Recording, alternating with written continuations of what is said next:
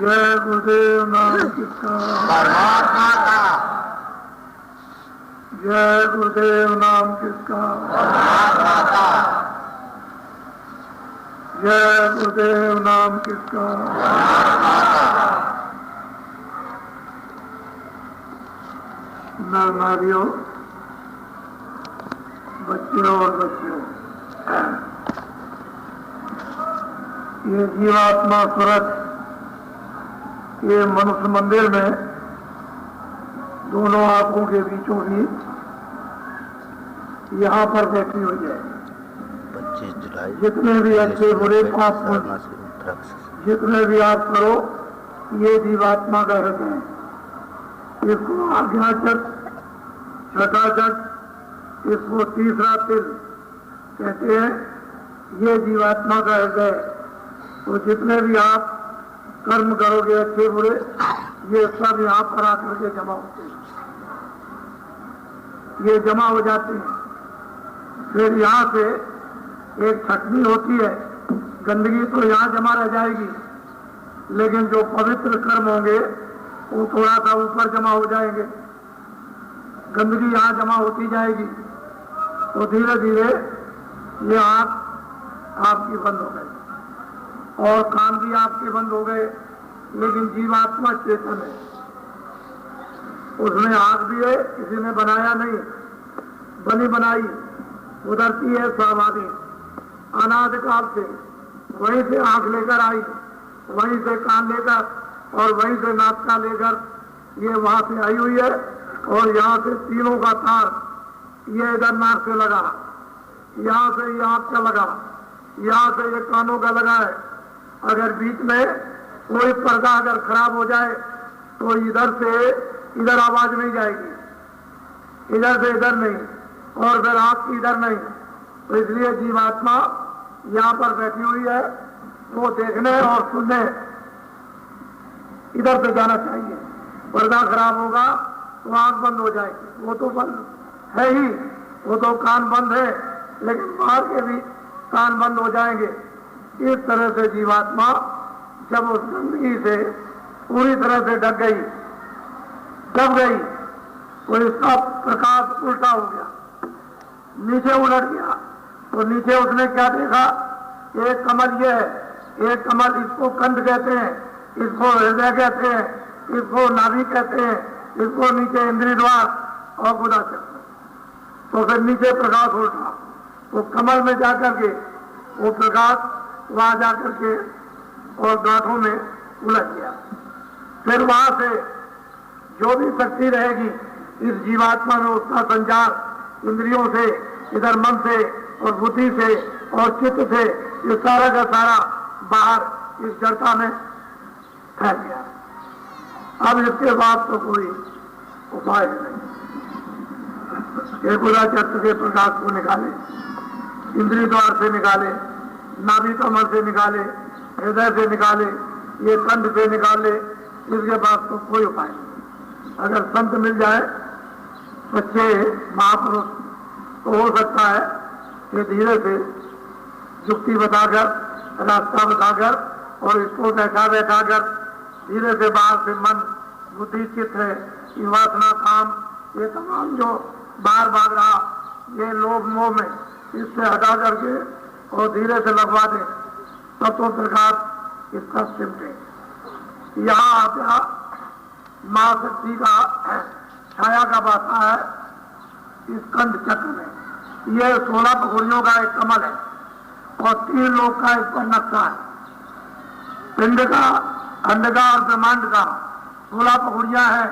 यहाँ पर तीनों लोगों का उस पर नक्शा बना हुआ, लेकिन छाया है। इसमें दिखाई देता है सूरज के जीवात्मा के प्रकाश। फिर इधर से ये हृदय, यहाँ पर शिव और सावित्री विराजमान, इधर शिव और पार्वती, ये हृदय चक्र पर यहाँ बैठे हुए, उनकी छाया ये सूरज के प्रकाश में दिखाई देती है और वो ऊपर से छाया पड़ी हुई है।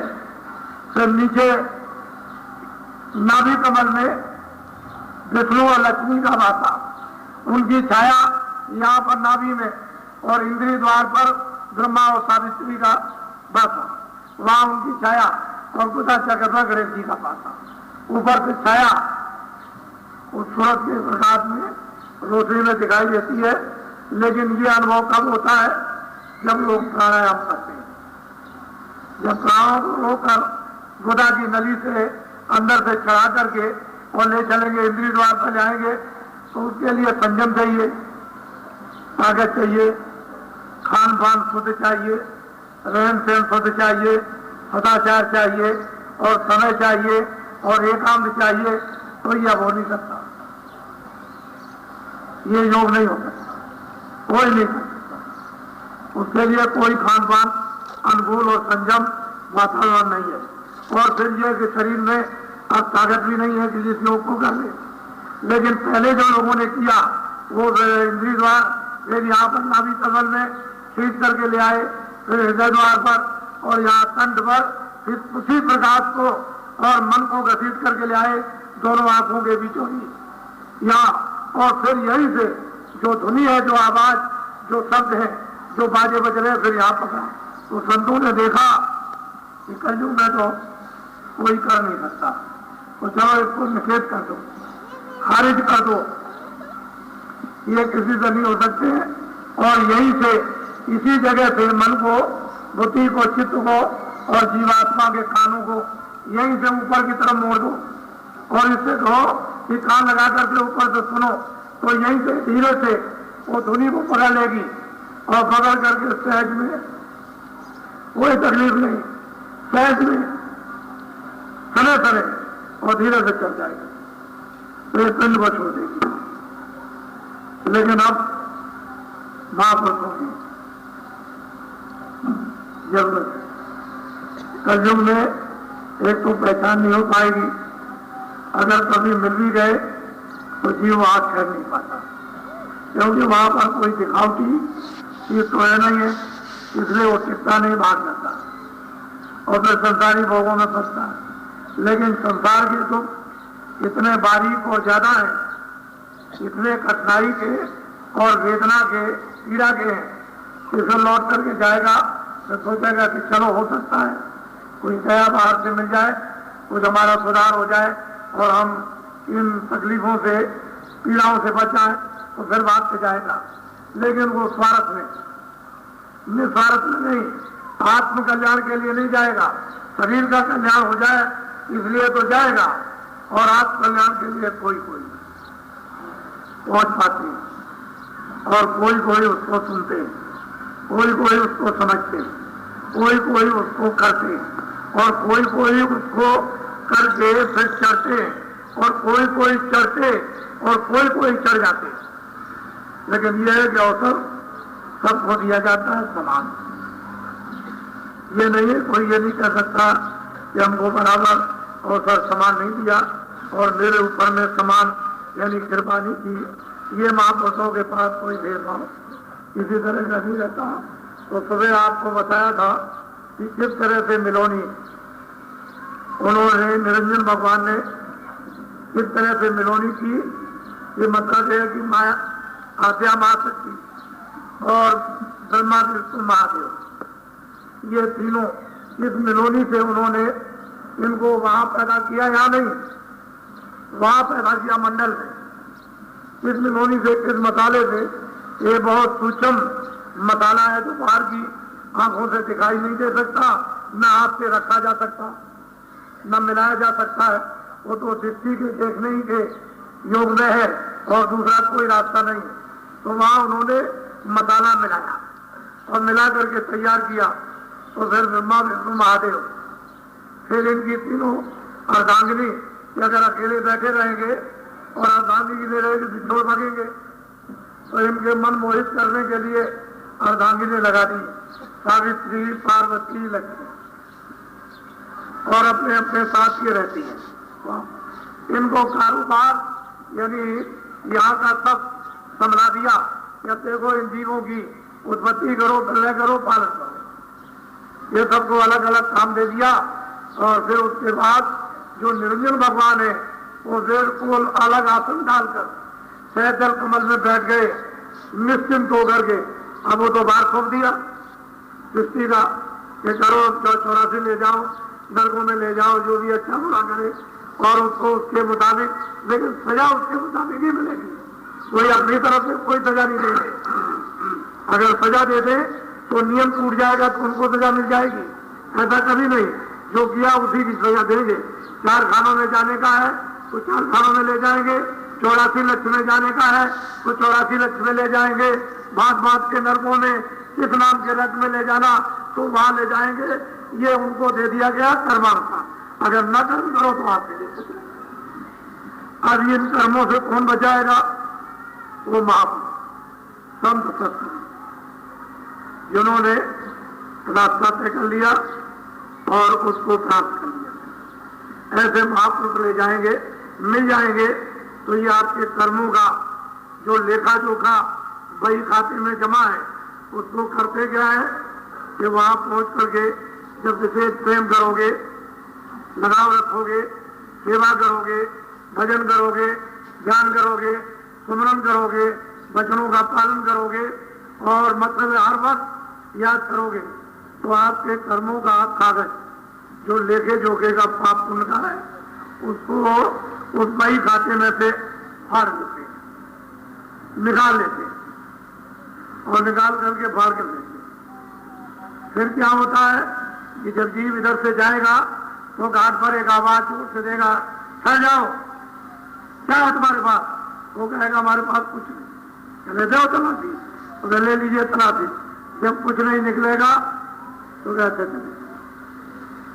चले जाओ। फिर कहेगा आगे जाने के लिए कोई टिकट, अरे कोई पास, तो वो नाम को दिखा देगा, ये नाम का पास है, कहते जाओ। फिर नहीं बोल सकते, नहीं तो उधर कोई नहीं जा सकता। इतनी भयंकर पूरी डरावनी आवाज जब वो उधर से देता है तो वहां बड़े बड़े ऋषि मुनियों के वो तोड़ जाते हैं। वो तो उधर महापुरुषों की दया होती है कि जीव को अपने से लगा कर और धीरे से प्रेम करते हैं, प्यार करते हैं, खुद प्रेम करते हैं, प्यार कराते हैं, जिससे कि यानी निरंजन भगवान के जो नियम है उनको बाधा न पड़े, वो तोड़े न जाए, उल्लंघन न हो। तो प्यार, और प्यार में कोई उल्लंघन नहीं। वैसे तो कुछ करोगे तो उल्लंघन हो जाएगा, लेकिन प्यार में नहीं, और प्यार से अपना बना लेते हैं तो फिर कुछ नहीं बोल सकते, फिर कुछ कर भी नहीं सकते। तो बड़े ध्यान से आप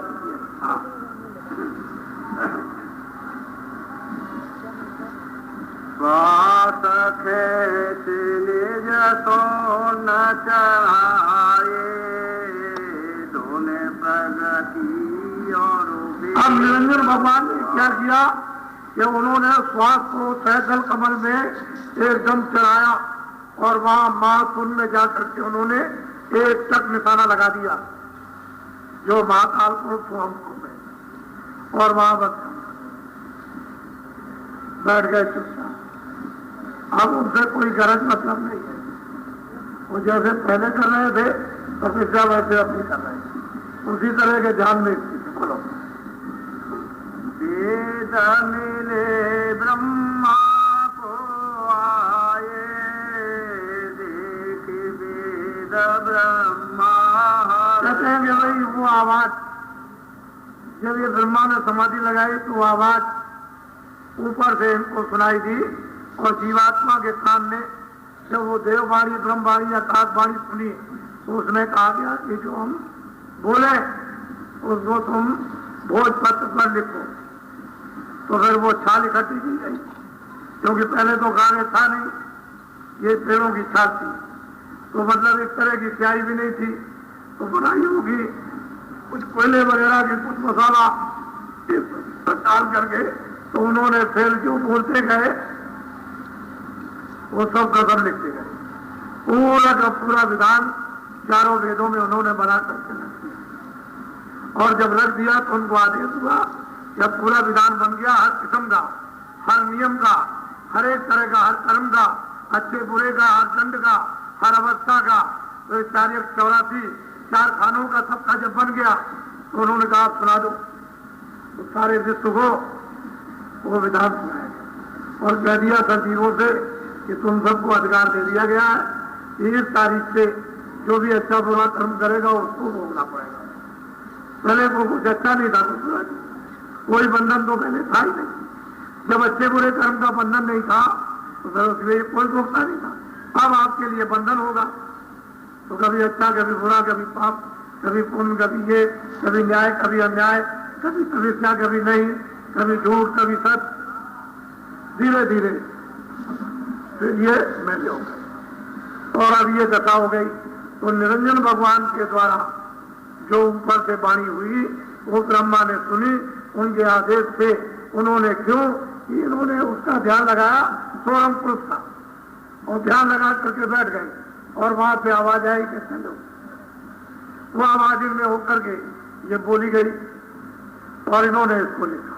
देखा नहीं है कि उसका रूप कैसा, रंग कैसा है, श्याम है कि सफेद है कि काला है कि कैसा है, कुछ नहीं। आवाज आती गई, उसका प्रेशर पड़ा, उसका आदेश हुआ, इन्होंने किया और आदेश तो सबको सुना दिया। अब इसी बंधन में सब लोग बता लिए गए। देखा तो किसी ने बोल मुख चारों से धोने होशारी तापी वेद हुए पुण्य। कहते चारों मुखों से यानी वाणी उच्चारण हुई। स्वयं पुरुष ने वाणी उच्चारण की और पारब्रह्म में रंकार पुरुष ने वाणी उच्चारण की और फिर ओम पुरुष ने वाणी उच्चारण की और निरंजन भगवान ने वाणी उच्चारण की। चारों की वाणी उसमें आई और ये वेद बने आपके सामने। फिर भी वेद यही तो कहते हैं नहीं सीधे आगे और है, आगे और है, लेकिन हमको पता नहीं आगे और है, आगे और है, हमको मालूम नहीं आगे क्या। इतना तो वो कहते ही है कि आगे और है, आगे और है, हमने नहीं देखा, ये तो कह ही रहे। तो इन चारों की बारी उसके अंदर में आई और ये सब लिखा गया। बोलो ऋषि मोने मेरे साथिर किया पतारा करम धर्म और भरम। ऋषि मुनि ये जो त्रिगति ये सब मिलकर फिर उन्होंने एक व्यवस्था बना दी। ये देखो ये गृहस्थाश्रम है, इसमें तुम रहो की व्यवस्था ये है, क्योंकि विधान बन गया और इसी कर्म भरम में सब लोग फिर लगे। सबके सब लगे। पहले तो कर्म सत्य था, पहले तो असत्य था नहीं, सब लोग उसका पालन करते थे। लेकिन धीरे धीरे जब शिक्षा की कमी हुई तो आप मतलब ये कुछ एक दूसरे के साथ बुरा भी करने लगे, धोखा भी देने लगे, झूठ भी बोलने लगे, बेईमानी भी करने लगे। ऐसे ऐसे कर्मों से आप मन बुद्धि चित्त अंतःकरण जीवात्माओं पे मैला कर दिया, ये गंदी हो गई। तो ऋषियों मुनियों ने एक व्यवस्था स्थापित की कि गृहस्थाश्रम में आपको ऐसे रहना और योग और भजन जो भी यहाँ का है, यानी मतलब है कर्म कांड, उपासना कांड और ज्ञान कांड, ये इस तरह से करो। तो आप करने लगे, लेकिन यह है कि नहीं समझ में आया तो आप इस पसारे उलझ गए। स्मृत शास्त्र बहुविधि रते कर्म धर्म में सब मिले पति। कहते हैं 6-7 18 पुराण चारों वेद ये विधि विधान से रख दिए और मतलब है किसी कर्म धर्म में जीव बेचारे लग गए। इनको बेचारों को पता ही नहीं मुक्ति क्या है और मोक्ष क्या है। इनको क्या मालूम ईश्वर का दर्शन, क्या पता है इनको ब्रह्म का दर्शन, क्या मालूम इनको ब्रह्म का दर्शन।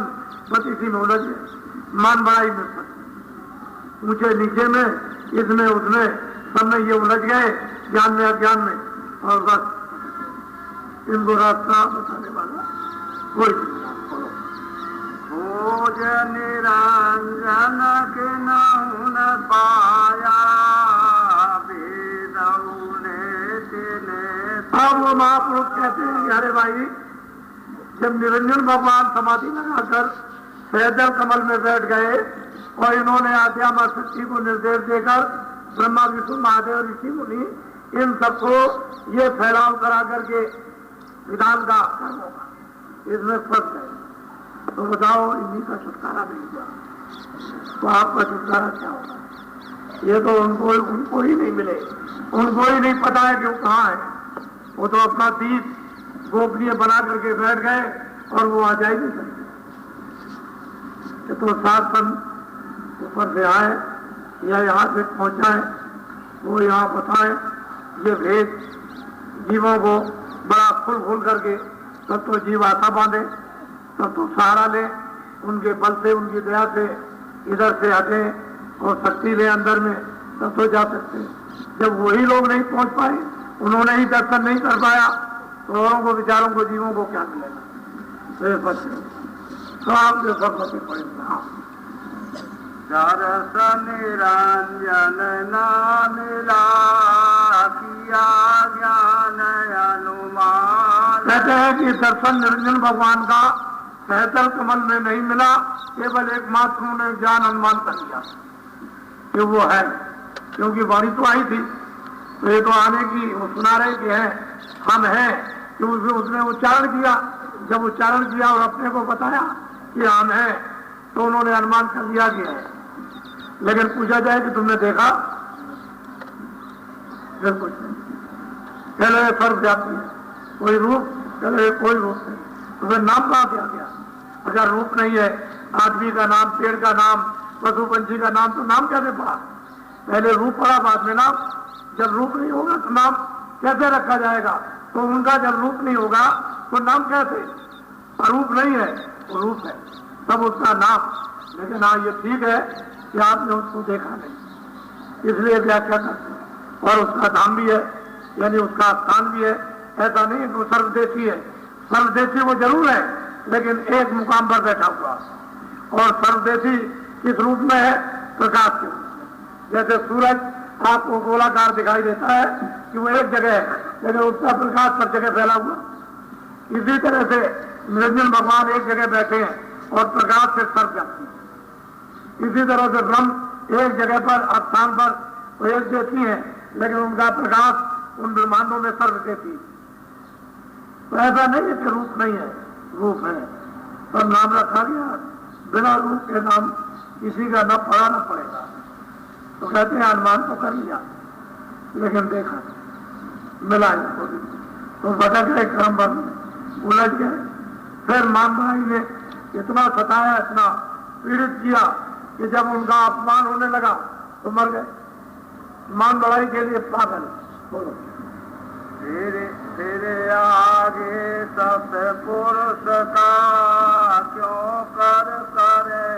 अब वो संत दयाल कहते हैं कि भाई आगे वो जो परमपिता सतलोक में है, उसका किस तरह से ये यकीन विश्वास कर सकते हैं कि वो है? बिना संतों के तो कोई जान नहीं सकता, और बिना संतों के उसको कोई बता भी नहीं सकता। जो देखेगा वही बताएगा, जिसने देखा ही नहीं वो क्या बताएगा? कुछ। तो संतों का आना 700 वर्ष के अंदर पहले, इसलिए उन शास्त्रों में उनका नाम नहीं है, बाद में उनका नाम पड़ा। बहुत सी पुस्तकों में संत नाम आया, साध नाम आया, लेकिन उसके पहले संत और साध नाम नहीं था। योगी था, ऋषि था, मुनि था, योगेश्वर था, सिद्ध था, और ज्ञानी था, समिति था, और त्यागी था, बैरागी था, और दानी था, ये सब नाम थे। लेकिन संत और साध नाम और परम संत नहीं था। ये 700 वर्ष के अंदर जो महात्माओं का ऊपर से आना हुआ, उसे पुरुष की कृपा से तभी से ये नाम पड़ा, इससे पहले नहीं था। बोलो सादे यह मत संत का रहा भोक्त जगमा। कहते हैं कि नर नारी बच्चे बच्चियों, संत कहते हैं कि मत संतों का है, इसलिए गुप्त संत मत रहा, क्योंकि उसको कोई जानता ही नहीं, तो गुप्त रहा। अगर जानते होते तब तो प्रकट हो जाता, पर जब से संत आए हुए तब से उन्होंने प्रकट कर दिया, तो हम लोगों को इसका लाभ मिला कि जी वहां पहुंचने लगे, अपने रास्ते को पकड़कर, और चढ़ते जाते हैं, चलते जाते हैं, देखते जाते हैं, समझते जाते हैं। हर मंडलों में वो जाकर देखते हैं, लिंग शरीर में लिंग मंडल में, और सूक्ष्म शरीर में सूक्ष्म मंडल में, और कारण शरीर में कारण मंडल में, और सब शरीरों से जब मुक्त हो जाएंगे तो ये जीवात्मा स्वतंत्र हो जाती है। फिर इसको रचना करने की पूरी शक्ति प्रदान और शब्द रूप हो जाती है। बोलो गुण तीनों माने न नहीं जीवहु माने नहीं। कहते हैं जीव मानते हुए नहीं है और गुण तीनों में बदे हुए, रजोगुण तमोगुण सतोगुण, और इनके विकार काम क्रोध लोभ मोह अहंकार इसमें आकर के गरुड़ घमंड में फंस गए। कितना भी जीवों को समझाओ लेकिन जीव नहीं मानते सच्चे रास्ते, सच्चे नाम को, उस सच्ची आत्मा को, सच्चे ज्ञान को, सच्ची शक्ति को और सच्चे मोक्ष को, सच्चे आगमन से गए इसको नहीं मानते, बार बार करके उतरी जाते हैं। तो इनके सवाल कौन करेगा, उसे क्या करते हैं, तो कर्मों का फैसला करेगा। बोलो। संत पुकारे वेद वेद पशु माने न। कहते हैं संत पुकार पुकार के कहते हैं कि वेद कहता है और कुछ है और कुछ है, लेकिन ये जीव उस गति को भी नहीं जानता जो वेद गति, पशुओं की तरह से होता है। पशु विषय होती, पशु खाना, पशु देखना, पशु भोगना, पशु चढ़ना, अज्ञान में ये इसे ज्ञान बुद्धि का भी नहीं। पशु तो संयम से रहते हैं, लेकिन मनुष्य संयम से भी जाता है। बोलो। अब क्या करें उपाय जीव पड़े सब भरम में। कहते हैं महापुरुष कि भाई अब क्या करें, जीव सबके सब भरम में, सबके सब अंधकार अज्ञान में, सबके सब काम क्रोध में ये सब पड़े हुए हैं, पाप और पुण्य में। इनको बहुत समझाओ लेकिन ये जीव अपना हित मानते हैं, क्योंकि इनको मन और इंद्रियां इतना धोखा दे रही कि गति के लिए सुनते ही नहीं। कितना समझाओ, कितनी मदद करो, कितना सहारा दो, तो कुछ नहीं, भाग जाते हैं। इससे ये मालूम होता है कि काल ने इतना डरवा रखा, इतना धमका रखा है, इनकी जान सूखती है और कमजोर कर दिया, ये जर्जर हो गए। अब साथ भी दो, खड़ा भी करो, फट के जाओ, फौरन फैल जाते हैं, गिर जाएंगे, फिर वो हम करते हैं। बोलो। फिर लोकी का नाथ कहाया तो भी उनके हाथन। कहते हैं जो तीन लोक का मालिक, जो सहजल कमल में निरंजन भगवान जिनका अवतार हुआ था अयोध्या में, जो कौशल्या की गोद में आए थे, जिनको कहते हैं भगवान राम, ये त्रिलोकी के नाथ। कहते हैं जो तीन लोक का मालिक है, ये ऋषि मुनि, ये तपस्वी ज्ञानी, ये जितने भी हैं पठन पाठन करने वाले, ये इसी का दर्शन नहीं कर सके। ब्रह्मा विष्णु महादेव वो भी इनका दर्शन नहीं कर सके, तो और लोगों की बात तो जीवों की छोड़ दीजिए, जीवों का क्या होगा। इन लोग की नाथ का भी दर्शन नहीं हुआ, तो बाकी ऊपर में ब्रह्म पालन की बात हो, स्वप्न की हो गई, ये कल्पना हो गई, वहां कैसे जा सकोगे आप। बोलो। स्वर्ग नरक 84 तेरा जन्म जन्म पर काल के। कहते हैं कि स्वर्ग और नर्क उन्हें चिड़े मिट लोगे अगर बहुत तपस्या आपने की और मान लो राज मिलना हुआ, त्याग दिया और स्वर्ग मिल गया, तो स्वर्ग में जितना समय आपको भोगने का मिला आपको चिड़े मिट लोगे, फिर आओगे, जन्म होगा और फिर पाप करोगे 4 खानों में और नरकों में जाओगे। तो कहते हैं ऊंच नीच रेत खड़ी, कभी ऊपर जाओ कभी नीचे आओ, कभी चले गए कभी भूल से, कितने सज्जुग त्रेता द्वापर बीत गए, कभी अगर गए तो गए और फिर नीचे चले। जीव के साथ ये दुर्दशा हो रही है, इसे मृत्यु कर्म दे। इसका छुटकारा, इसका और कोई उपाय नहीं, सिर्फ महापुरुष संत अगर वो मिल जाए। इसलिए जब जब संत जगत में आवे, आप ढूंढते रहो, प्रयास करते रहो, खोजते रहो, इच्छा बनाते रहो, प्यास लगाते रहो। वो गोपनीय जो संत हैं, जो हमेशा यहाँ रहते हैं, जिनसे कभी भूमंडल खाली नहीं हुआ, वो भक्त वत्सल बनकर रास्ते में बैठकर उनका पता बता देंगे जो प्रकट है कि जाओ वहां चले जाओ, तुम्हारा कल्याण वहां हो जाएगा और तुम वहां पहुंच जाओगे। वो कहते हैं कि जब जब संत जगत में आवे, ढूंढ भाल दिन उनके जाए करें दर्शन और सेवा। पहला काम दर्शन करो, फिर रुचि बने तो सेवा करो, जाए करें दर्शन सेवा और रोज आचरी दो दर्शन। अगर रोज समय मिल जाए तो रोज, हफ्ते में समय मिले तो हफ्ते में, 15 दिन में समय मिले 15 में, महीने में समय मिल जाए तो 3 महीने में मिले तो एक बार, 6 महीने में मिले तो फिर, और साल भर में मिल जाए तो जरूर। हाजिर रहो और गिरो चलो, प्रार्थना करो कि मुझे भी अपना दीजिए, दया कर दीजिए, मुझे भी अपना बोलिए, मंत्र दे दीजिए नामदान। मैं भी आपकी कृपा से कुछ कमाई थोड़े समय में कर लूं, इसलिए हाजिर रहो जा करके और गिरो चलो, रोज चिल्लाओ और चीखो। मांगी तो बच्चे के लिए यानी रोटी चीखती है, और बच्चा माँ के लिए तो तुम उस मालिक के लिए, पिता के लिए, जो सर्वव्यापी सबको पैदा करने वाला जो हमारा है, उसके लिए एक आदमी नहीं गिराओगे। हाजिर रहोगे, उनकी हाजिरी लाजमी जरूरी है, और बिना हाजिरी के दूर बाल उनके दिन जाओ करो दर्शन सेवा।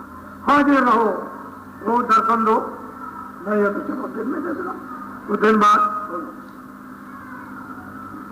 कोई कोई चेतन माय समाने, तो भी फिर जन्मे भवानी। कहते हैं कि कोई बहुत अच्छा अगर किसी ने साधन किया होगा, आत्म साधन योग किया होगा, और थोड़ा बहुत चेतन उसको किसी मंडल का प्रकाश या मंडल में उसको मंडल मिल गया और वहां जाकर के बस गया, तो जो जिस मंडल में पहुंच जाएगा थोड़े समय के लिए, 1000 वर्ष के लिए, 2000 वर्ष के लिए, 4000 वर्ष के लिए बच जाएगा। लेकिन वहां शरीर है, वहां की आयु जब समाप्त हो जाएगी तो फिर आ जाएगा मृत रोग में, फिर चलने मारे, फिर खानों में चला जाएगा, तो फिर साधना उसकी कुछ भी नहीं हो पाएगी, अधूरी की अधूरी रहेगी। क्यों? कि वो पूरे के पास नहीं पहुंचा, इसलिए ऊपर नहीं कर सका।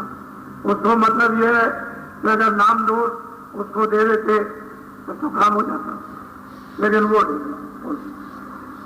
चौथा लोक शांत दरबारा, नित्यता का काहू। अब वो सदगुरु कहते हैं ये पिंड लोग है, जो ये शरीर और ये देखते हो आप 4 खाने 84 लक्ष्मियां, इसके ऊपर में अन्न लोग, फिर उसके ऊपर में सूच लोग, फिर उसके ऊपर में ब्रह्मांड, और फिर पार ब्रह्मांड, उसके परे यानी 16 पुरुष के परे वो चौथा पद है,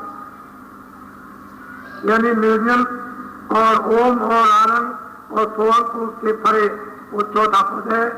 संत जन वहीं के निवासी है, असली घर उनका हुआ, वहीं से आते हैं और जीवों को जलाकर वहीं करते हैं। अब ये तुम्हारा कर्तव्य है, काम है, तुम उनके पास तक पहुंच जाओ, नहीं तो बीच में तुम्हें कहा जाना, तो यही रहोगे इधर, और अब क्या हो रहा हो तो देखो। ये जीव क्या पहुंच जाएंगे, चलो कभी स्वप्न नहीं आवाज नहीं ले सकते, तो जो कर रहे हैं वो आप भी आपको से देखो और बुद्धि से विचार करो, बिना सोचोगे कोई ये राज आता नहीं। ये गोपनीय राज है, ये बड़े पुण्यों से, शुभ कर्मों से कभी किसी युग और कल्प में महापुरुषों द्वारा प्राप्त होता है, और वही महापुरुष कभी किसी युग में पुण्य के प्रताप से फिर आपके साथी बनते, नहीं तो ऐसे कुछ नहीं। तो बहुत से लोग आए हुए हैं ये इच्छा लेकर के कि मैं नामदान चाहता हूँ, मैं भी घर में बच्चों की सेवा करूँ, आए गए तो सत्कार करो, क्यों इधर उधर समय पूछते हो, 4 मिनट 5 मिनट 15 मिनट। मनुष्य मंदिर में दरवाजा है, उसी दरवाजे पर वही जीवात्मा बैठी हुई है, तो उसी दरवाजे पर बैठ करके मनुष्य मंदिर में, मनुष्य मंदिर का दरवाजा खटखटाओ तो आपको खबर आई कि मैं इधर हूं, मैं इधर हूं। जब उसकी खबर दरवाजा खटखटाने पर आने लगे तो गौर से उसे सुनो और समझो और पकड़ लो। लेकिन यह है शाकाहारी रहना। जितने अनाज, सब्जी, फल, दूध, घी, ये 100 बार खाओ। अच्छे कपड़े में रहो, अच्छे मकान में रहो, शाकाहारी रहो। ये बात है, ये अपना मैंने आपको ये संकेत दिया। और आज तारीख 25 जुलाई 1990, ये 7 दिन का कार्यक्रम है। 1 जुलाई 21 जुलाई से 27 जुलाई तक बराबर ये निरंतर चलेगा। ये ठीक है, दिन में जो एक कार्यक्रम नहीं हुआ तो गर्मी थी।